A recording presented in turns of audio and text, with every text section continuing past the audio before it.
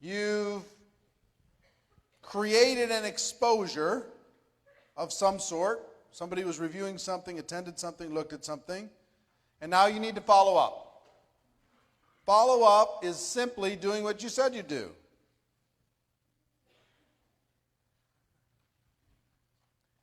You're going to go from exposure to exposure to exposure to exposure. That's your business. Going from exposure to exposure. Understanding that it will take an average of 4 to 6 exposures for a prospect to make a decision. On average, 4 to 6. For everyone that takes 1 exposure, that means you're going to have some that take 12, 15 exposures. Some of the most powerful people in network marketing, they didn't join until they had 50 exposures. Took years before they finally pulled the trigger. That's the way it is. 4 to 6 exposures. What professionals learn to do is condense those exposures for better results. So instead of 1 exposure a week, they'll have somebody watch a DVD and then get on a 3-way call later that day and sample the product, and that night they get on a conference call, and the next day they check out the website, and then after that they read the magazine, then they come to a little in-home meeting and they join. Whatever it happens to be, some little combination of those things.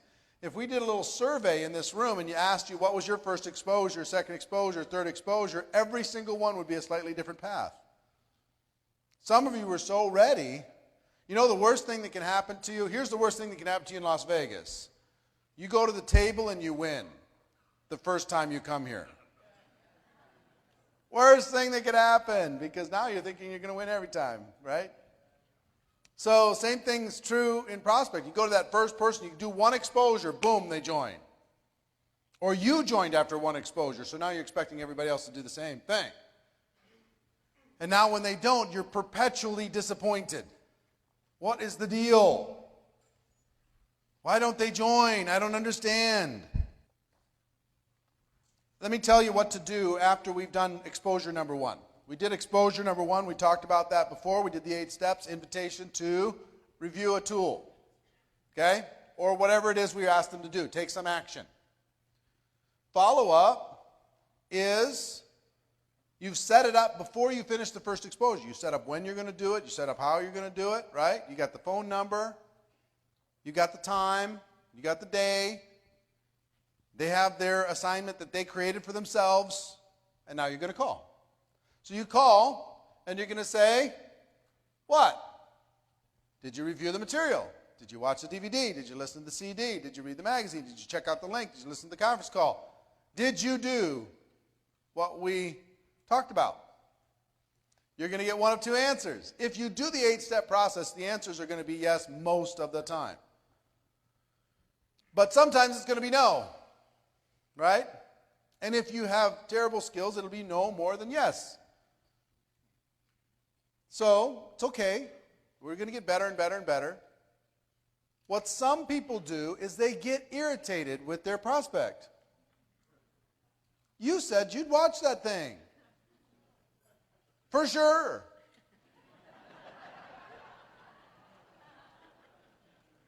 The heck, man? I can only work with people that I can respect, and if you don't do what you said you're going to do, I don't know if I can respect you. They don't say that, but that's the tone sometimes. Get irritated. Come on, you said you're going to do it, now I'm calling you and wasting my time. Best way to respond is no problem. No problem. I understand life gets in the way. When do you think you could see it? For sure, for sure. You think I'm kidding? I'm not kidding. Do I say 2 for sures? I do. When do you think you can see it? For sure, for sure. They laugh. And they'll give you another time. They say, I wanted to, but life got in the way, and the kids had this thing, and somebody got sick, and I had overtime at work, and I really meant to, but I put it in the car, and I forgot it was in the car. Gosh, I'm sorry. Oh, no problem. Don't worry about it. When do you think you can see it? For sure, for sure.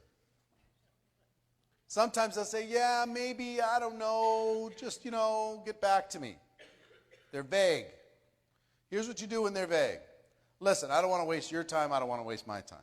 Just give me a time that you will have for sure seen it, and I don't care what that day is. Whatever that works for you. Yeah, I'm still, listen. Let's just be pros here. Which way you want to, either you're going to see it or you're not. If you're not going to see it, just say no, and then we can be done. No problem. So when do you think you see it for sure? For sure. They give you another date. So if I called you after that, you'll see it for sure, right? Yep. Same phone number? What time? All right, I got to go. Bye. You reset the appointment and you're done. Keep moving. Okay? Questions and objections. But they tend to show up here. You ask somebody, did it make sense? What'd you like best? And they're like, and then the objection starts to show up. If you have a history that maybe isn't as stellar as you'd hope it would be, and some of the people that you're contacting know that, your objections will show up a little earlier. Objections are natural, first of all. Prospects want to sound smart. The reason they bring them up is they want to sound intelligent. It has very little to do with the actual concern. They just finished eating McDonald's, but they'll ask you, what are the ingredients in this product? They'll want to know. Do they really care? No, they're just, I need to say something to sound smart. Now you can react either defensively or offensively, and both are wrong. If you act defensive, hey, these have been tested by everybody, and that'll throw up red flags and it'll give them some cause for concern. If you act offensively and you come charging right back at them, that'll be a problem too. Some people have these fancy little approaches. Is this one of those pyramid things? Oh, you mean pyramid? Like every corporation in the world? Is that what you mean?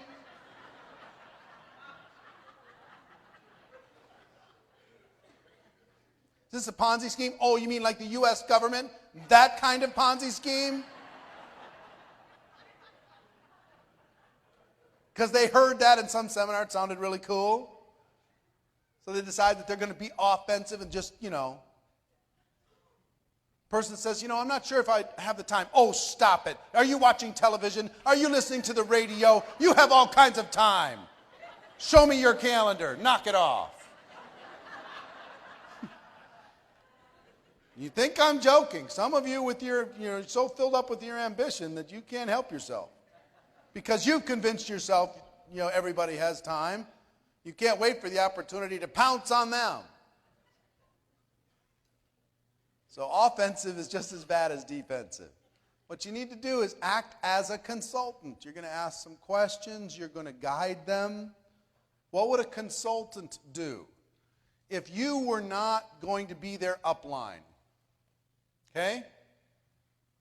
If they were going to join another company and they were asking some questions, how would you respond? You'd say, well, don't do it, he says. Don't do it. Come with my company. No, how would you respond? You'd say, well, what are you looking for? Are you passionate about this? How could this help you? Is this really an objection for you? Really?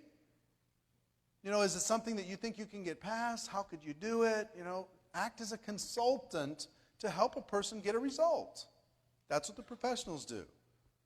Consultants aren't acting defensively because they're trying to help somebody get a result. They're not acting offensively because they're trying to help somebody get a result. That's it. The goal is education and understanding. That's the goal. It's not about getting them. So when the objection comes up, just remember your goal. The goal is education and understanding. You're going to find all objections fall into just two categories. Two. Not 200, two. As far as I know. Maybe there's more, but I think there's two. The best approach is to relate to them. When you say to somebody, listen, I know, I understand, I felt it, I can totally understand that, that makes sense, that sounds smart, I looked at that too, I evaluated that too, let me tell you what I learned, Let me tell you what I learned from other people. Let me tell you what I heard. Let me tell you what I experienced. Relating to them, letting them know that they're not crazy, that they're smart, that they're intelligent, that asking questions is a good good way to understand something and fully get your arms around it. Some of you get so frazzled with the objection that you stop relating to people. And you start either being defensive or offensive. Understand? Got it? All right, let's talk about the two categories. Category number one. The prospect has limiting belief in their abilities.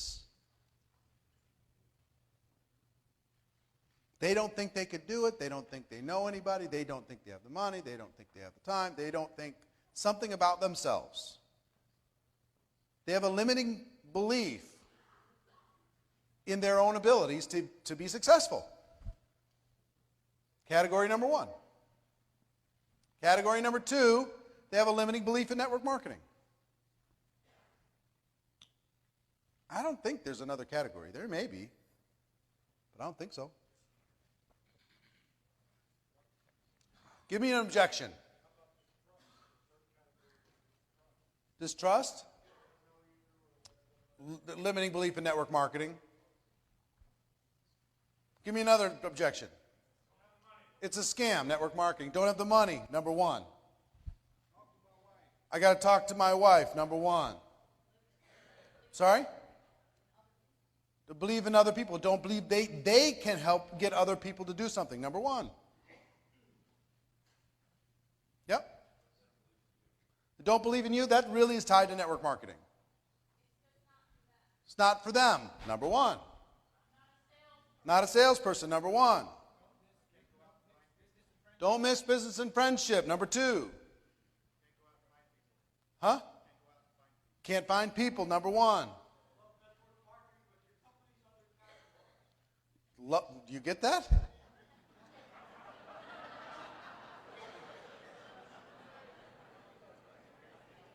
I love network marketing, but your company is undercapitalized. I've never gotten that one, but maybe you do. But that's going to be about network marketing again, right? What's the basis of that question is, I'm afraid the company's not going to be around, so I'm afraid that network marketing companies disappear. Right? Number two. Anybody think of any others that don't fit? Yeah. I don't want to make money off other people. Number two, limiting belief about network marketing. Yeah. I'm satisfied in my current position. Number one. For sure. I mean, well, maybe both. Satisfied in my current position isn't a real objection, really. There's nobody that's completely satisfied. They're just throwing that out there to say, okay, what can I say? So they'll say, okay. Yes? Market saturated, number two. Don't have time, number one. It's a scam, number two. Only people at the top make money, number two. My family, what? My family disowned me, number two. Or number one, too, also. I don't need the money, baloney. All right, we got it, right? We got it. There's more objections, but there's only two categories. So you either have to help them with their limiting beliefs about their abilities or their limiting beliefs about network marketing. And in both cases, you're going to be asking some questions. You're going to be responding in a way with a goal of education and understanding, not about being smart, being right, sounding intelligent, being a big shot. You're acting as a consultant. That's what you do.